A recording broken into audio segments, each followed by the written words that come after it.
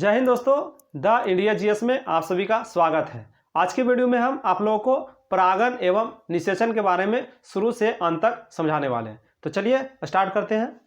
सबसे पहले जानेंगे परागण को इंग्लिश में पोलिनेशन बोला जाता है और निषेचन को इंग्लिश में फर्टिलाइजेशन बोला जाता है। तो पिछले वीडियो में जब हम लोग पुष्प यानी फूल के बारे में अध्ययन किए थे तो उसमें हम इसका जनन तंत्र यानी कि जनन अंग के बारे में पुंमंग एवं जयांग के बारे में जाने थे।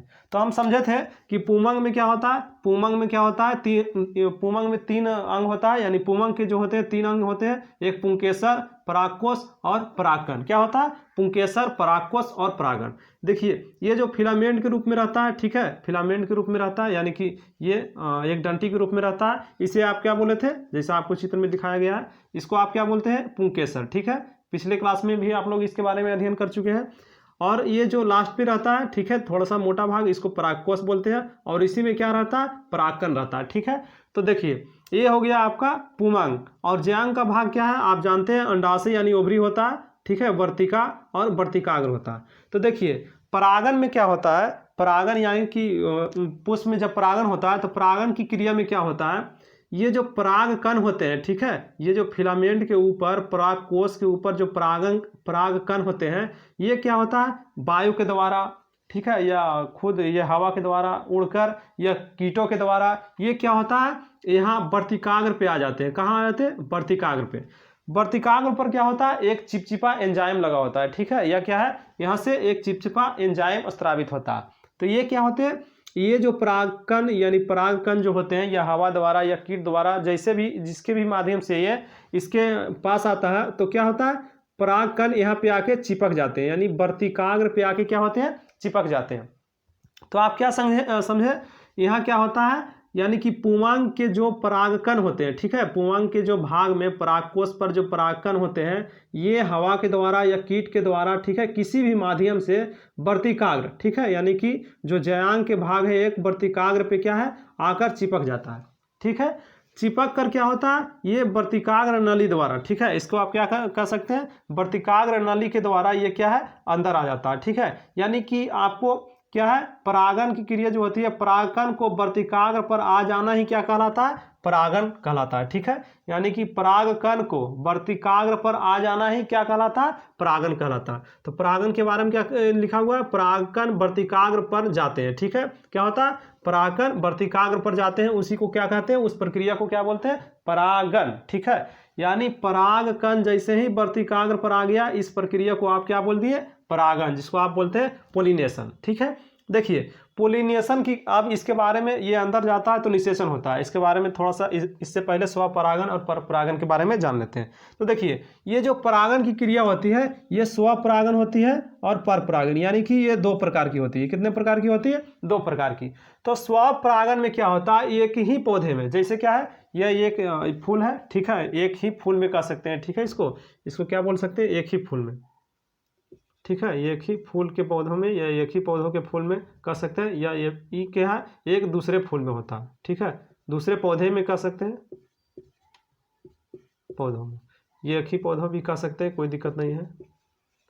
ठीक है, तो देखिए स्वपरागण की क्रिया क्या होता है? ये एक ही पौधा का फूल है, ठीक है, तो इसमें क्या है? यहाँ से परागण की क्रिया वर्तिकाग्र पर आ गया, यानी परागकण वर्तिकाग्र पर आ गया, तो ये क्या है? एक ही पौधा में हुआ। क्या है? एक ही पौधा के अंतर्गत ये क्या हुआ? ये परागण की क्रिया हुआ। तो एक ही पौधा में जो परागण होंगे उसी को कहेंगे स्वपरागण। लेकिन क्या है, यहाँ से परागण की क्रिया कोई अन्य पौधा, ठीक है, मान लीजिए यहाँ पे पौधा होता, तो इसमें आकर के क्या है? परागकण इसके वर्तिकाग्र पर आके चिपकते, तो ये क्या होता? ये होता परपरागण। अब देखिए ये क्या, ये तो हवा के द्वारा भी उड़कर आ सकता है, ठीक है, या फिर इस पर जब ये लंबा होगा तो इस पर गिरकर भी इस पर चिपक सकते हैं। लेकिन क्या है, दूसरे यानी परपरागण के लिए क्या है, एक दूसरे पौधे में जब होता है तो इसमें एक माध्यम की जरूरत होती है, या तो कीट के पैरों में चिपक कर चला जाए, या फिर आप कह सकते हैं हवा के द्वारा उड़कर चला जाए। तो क्या है, इसका जो है, इसका माध्यम यानी परागण के कुछ माध्यम के बारे में भी हम लोग अध्ययन करते हैं,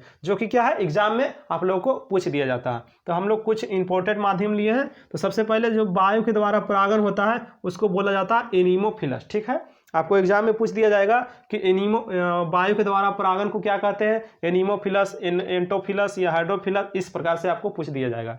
तो आप क्या कहिएगा कि वायु के द्वारा जो परागन होता है उसको एनीमोफिलस, कीट के द्वारा जो होता है उसको एंटेमोफिलस। देखिए सब में क्या है, सब में नाम में ही इसका आंसर छिपा हुआ है। जैसे कीट के द्वारा आप कह सकते हैं तो एंट मतलब कीट यानी चींटी, ठीक है। जंतु यानी जीव कह सकते हैं, जंतु होता है। जैसे ऑर्निथोमिस पक्षियों का अध्ययन होता है, इसमें पक्षी हो गया।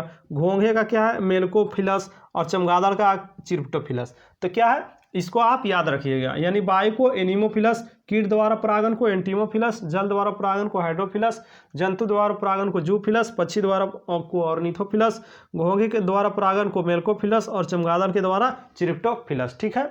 तो देखिए आप परागन के बारे में क्या समझे, यानी कि परागकण को वर्तिकाग्र पर चिपक जाना ही क्या कहलाता है, परागन कहलाता है। जो कि क्या है, एक पौधे में होता है तो स्वपरागन, और एक दूसरे पौधे में होता है तो इसको क्या कहेंगे, परपरागन, ठीक है। एक से दूसरे पौधे में होता है तो परपरागन। देखिए ये हो गई यहाँ से यहाँ तक की, यानी कि परागन की क्रिया वर्तिकाग्र तक की चिपकने की बात, इसको आप परागन बोले। लेकिन अब हम लोग समझते हैं निषेचन क्या होता है। देखिए निषेचन में क्या होता है, ये जो परागकण होते हैं ये क्या होता है, यहाँ आप लोग को बताएं कि यहाँ पर क्या है, अंडाशय या ओवरी है। क्या है यहाँ पे, अंडाशय या ओवरी। तो देखिए ये क्या होता है, वर्तिकाग्र पर जैसे ही चिपकता है तो ये क्या है, ये नली द्वारा वर्तिका के द्वारा होते हुए ये क्या है, अंडाशय में प्रवेश करते हैं। लेकिन यहाँ आपको ध्यान रखने वाली बात है कि जो इसमें परागकण आते हैं, इसमें क्या है, दो ही परागकण आते हैं, ठीक है। बाकी क्या है, अटक जाते हैं। इसमें जो रास्ता होता है, जो दो ही परागकण को आने का रास्ता होता है, ठीक है। बाकी सब क्या है, ऊपर ही अटक जाते हैं। तो ये क्या है, दो ही परागकण आते हैं। देखिए ये परागकण क्या होता है, इसके अंडाशय से चिपक जाते हैं, ठीक है। ये क्या होता है, ये परागकण पुरुष, ये क्या है, इसको आप पुरुष अंग कहिएगा, इसको क्या आप मादा अंग कह सकते हैं या स्त्री अंग। ये दोनों जब मिल जाता है तो इसमें क्या होता है, इसमें युग्मक का निर्माण होता है, यानी जाइगोट का निर्माण होता है। तो देखिए निषेचन क्या है, परागकण पराग नली द्वारा अंडाशय तक पहुंचता है, ठीक है। ये जो परागकण है पराग नली द्वारा कहाँ है, अंडाशय तक पहुंचता है। इसी को आप क्या बोलते हैं, निषेचन, ठीक है। इसी को आप इंग्लिश में क्या बोलते हैं, फर्टिलाइजेशन, ठीक है। लेकिन जैसे ही क्या है, परागकण और अंडाशय का जब दोनों को मिलता है, ठीक है, यहाँ अंडाणु रहता है, ठीक है। पहले से यहाँ 3 अंडाणु उपस्थित रहता है, ठीक है।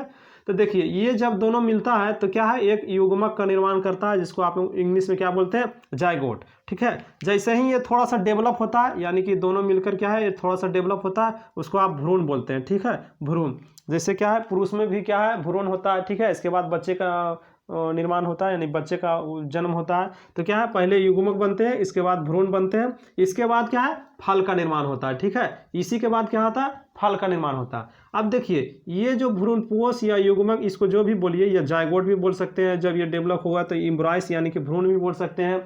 और ये विकसित हो जाएगा तो क्या है, ये फल के निर्माण कर देंगे। पहले क्या होगा, पहले जाइगोट बनेंगे, फिर क्या है, इससे भ्रूण बनेंगे, उसके बाद इससे क्या है, फल का निर्माण होगा। तो देखिए ये जो जाइगोट या एम्ब्रॉय यानी भ्रूण को जो क्या है, इसका जो पोषण देता है उसी को बोलते हैं भ्रूणपोष, ठीक है। इसी को क्या बोलते हैं, भ्रूणपोष। और ये क्या है, ये जो बच जाते हैं परागकण और ये जो है अंडाणु, इसी से मिलकर क्या बनता है, भ्रूणपोष बनता है, ठीक है। इसी से मिलकर क्या बनता है, भ्रूणपोष।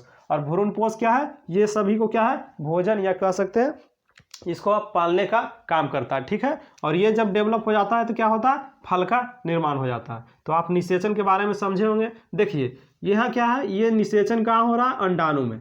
जब ये निषेचन अंडाणु में होकर फल तैयार होता है तो इसे वास्तविक फल कहते हैं। लेकिन क्या है, अगर यहाँ पे छेद हो, ठीक है, ये क्या है, आप पुष्पासन के बारे में, अगर मान लीजिए यहाँ पर छेद हो और ये क्या है, ये परागकण और अंडाणु वगैरह सब क्या है, पुष्पासन में आके डेवलप होता है और यहाँ पे फल बनता है, तो इसको क्या बोलते हैं, असत्य फल, ठीक है। इसको क्या बोलते हैं, असत्य फल। जैसे इसका उदाहरण क्या है, सेव। हम लोग जब फल का क्लास स्टार्ट करेंगे तब इसके बारे में हम लोग पूरी तरह से जानकारी लेंगे। तो आप क्या समझे कि जैसे ही परागकण वर्तिकाग्र पर आता है, इसको क्या बोलते हैं, परागन। क्या बोलते हैं इसको, परागन या पोलिनेशन की प्रक्रिया बोलते हैं। ठीक है। एक ही पौधे में होता है तो स्वपरागन, दूसरे पौधे में भी होता है तो परपरागन। इसका कुछ माध्यम होता है जिसको आप लोग याद कीजिएगा। और निषेचन की प्रक्रिया क्या होता है, वर्तिकाग्र से परागकण को अंडाणु तक पहुंचने में जो क्रिया होती है उसी को क्या बोला जाता है, निषेचन। इसमें क्या होता है, जायगोट का निर्माण होता है, भ्रूण का निर्माण होता है, उसके बाद फल का निर्माण होता है। और इसका क्या है, पालने का काम कौन करता है, भ्रूणपोष। तो आशा करते हैं कि आप लोग को वीडियो समझ में आया होगा, ठीक है। और आप लोग वर्तिका यानी परागकण और निषेचन के बारे में पूरी तरह से समझ चुके होंगे। तो आप लोग